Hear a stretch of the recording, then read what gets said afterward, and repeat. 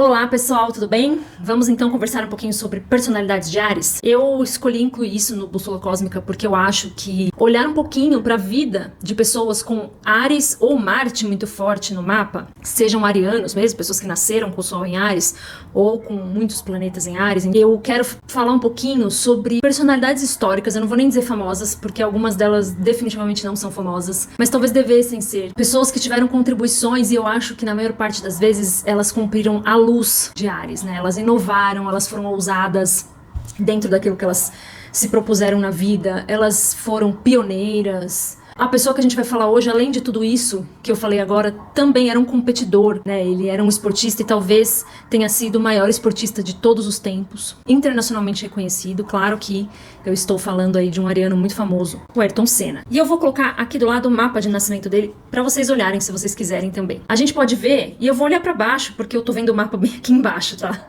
Mas a gente consegue ver que ele nasceu ali nos primeiros graus de Áries. O Sol em Áries está na casa 2, a casa 2 é uma casa de trabalho, então ele trabalhar com competitividade não é exatamente uma novidade, tem correspondência com as posições astrológicas. Ele tem Marte em Aquário. Aquário fala, entre outras coisas, de alguns tipos de transporte, mais sobre avião do que carro, mas considerando a velocidade, enfim, tem relação, né? Ele tem isso muito marcado na casa 1 dele, então ele tinha Marte na casa 1, além de ser ariano. Eu acho que o que é legal a gente observar muitas vezes em pessoas que têm Áries forte no mapa, ou arianos, e que são esportistas, é a forma com que eles lidam durante as competições que eles fazem com as crises. Sabe aquele jogador de futebol que muitas vezes no jogo que é clássico, que existe uma tensão mais alta, quando o time tá perdendo e ele se destaca numa jogada individual, ele faz uma coisa acontecer, ele encontra dentro dele ferramentas para calar, silenciar as vozes externas e a situação que tá acontecendo e busca uma inspiração para ganhar ou tentar mudar os resultados. Então, isso é função de Marte, é função de Áries, né? Essa ousadia, essa coragem que não tá necessariamente relacionada com a ausência de medo, né?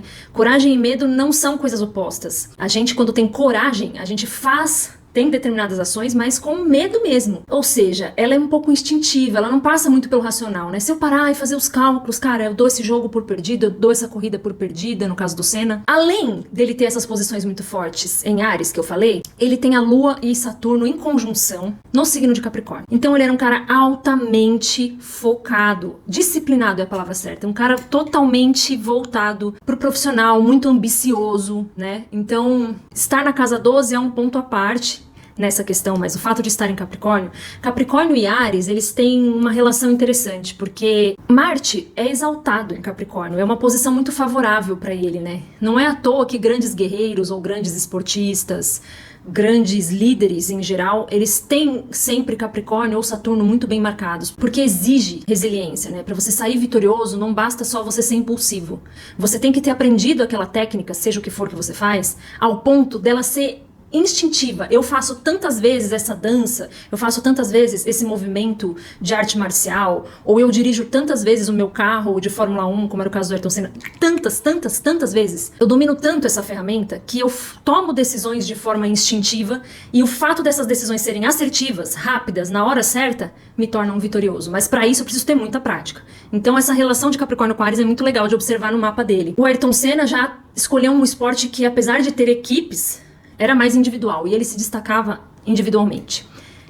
Quem conhece um pouquinho sobre ele sabe que ele se destacava especialmente em situações adversas, então em climas adversos, onde talvez os outros competidores eram mais comedidos ou mais temerosos, era justamente onde ele se destacava. Mas ele não era necessariamente imprudente, ele era sim muito ousado. Apesar dele ter medos e receios, é o que a gente vê muitas vezes nesses documentários, isso aparentemente não tirava ele das pistas e nem deixava ele menos competitivo. A sombra de Áries também é possível de ser vista em alguns comportamentos do Senna. Por exemplo, a dificuldade de lidar com as derrotas. É uma certa autorreferência, inclusive, nos defeitos e nas vitórias, né? Se eu ganhei, é porque eu sou o melhor. Se eu perdi, é porque eu falhei. E aí é que tá um pouquinho a sombra de Áries, né? Essa ideia de você ser sempre só autorreferente. Eu falhei, estão me perseguindo, estão todos se voltando contra mim, né? Essa ideia de que o mundo gira ao seu redor. Às vezes isso pode ser verdade em algumas situações, mas nem sempre isso é verdade, né? Às vezes a gente precisa usar o planeta que esotericamente,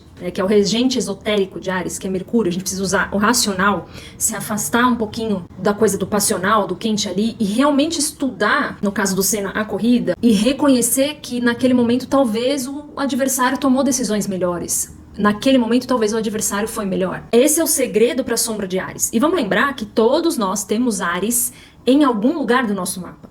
Existe uma área da nossa vida que recepciona essa energia impulsiva, que quer liderar e que quer ter coragem para agir, que quer nos motivar e que na sombra a gente pode sim ser muito autorreferente naquela área. É legal a gente observar aonde a gente tem Áries. E ali, quando a sombra estiver muito, irritadinha, quando a gente estiver muito autorreferente, é legal a gente buscar sempre os requisitos, a luz de Libra, que é olhar para o outro, tentar de forma racional olhar para o outro, ser justo nas colocações, mesmo que emocionalmente a gente ainda esteja meio...